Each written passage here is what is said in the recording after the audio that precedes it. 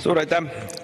Ja head kolleegid, Eesti Konservatiivne Rahvaerakond on üle 10 aasta väga selge ja lihtsa joone peal olnud. 2013. aastal võttis erakond vastu oma programmi, 2015. aastal pani valimisplatvormi, 2019. aastal samamoodi oli meil see üks konkreetsetest valimislubadustest ja väga lihtsast riigiõiguslikust põhimõttest lähtume. Kui me vähegi usume seda, mida on pandud kirja meie põhiseaduse preambulisse ehk mis on sätestatud meie riigi mõttena, kui me usume, et meie riigi mõte on ehitada rahvusriiki, siis tuleb lahendada ära probleem, et meie riigis poliitilist võimu omavad ebaproportsionaalselt palju mittekodanikud ja teiste riikide kodanikud. Ja sellest lähtuvalt, ilma kellelegi liiga tegemata, ilma tegemata vahet, kas need on šveitslased, kanadalased või valgevenelased või venelased, ütleme ei. Eestis peavad saama kõikidel valimistel hääletada ainult Eesti kodanikud. Nüüd küsimus sellest, kas see on hea või halb, et nüüd me võib-olla võimendame või käivitame siin naturalisatsiooniprotsessi, kus mingid inimesed, kes siiamaani on olnud siin kas teise riigi kodakondsuses või üldse ilma kodakondsuseta, nüüd siis soovivad Eesti kodakondsust võtta. Kui me seda õigesti teeme, siis on pigem hea. Naturalisatsiooniprotsess tähendab seda, et õpitakse ära keel, saadakse selgeks kohalikud kombed ja reeglid, väljendatakse lojaalsust sellele kohalikule riigile, kus seda kodakondsust taodeldakse.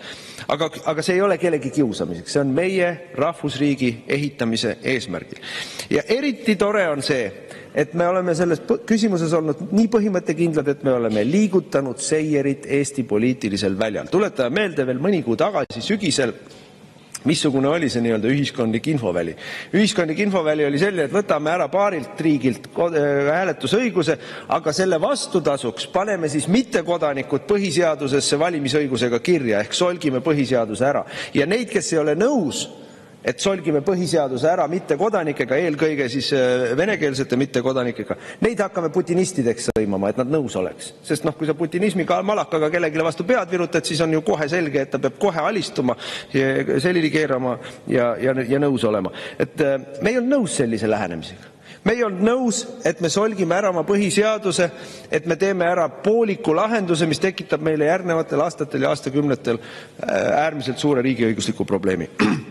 Ja tänu sellele, et EKRE on nii kange, nii põhimõttekindel, nii selgeselgne, ei jätnud me mingit võimalust poliitilise väljaku samal tiival, näiteks Isamaale, mingeid kompromisse otsida. Nad tulid koos meiega samal joonel. Ja tänu sellele, et nemad tulid koos meiega samal joonel, ei jätnud me mingit võimalust reformierakondlastel oma putinismi lolli juttu ajada. Ja nad ka tulid meiega samal joonel. Ja kuna nemad ka tulid, siis ainsad viimased, kes järgi jäid, eile viskasid siis rätiku ringi sotsid. Neil ei ole nii mingeid põhimõtteid, neil see keeruline ei saanud olla. Nii et võite meile aitäh öelda. Hääletame õigesti, aitäh! Suur tänu teile!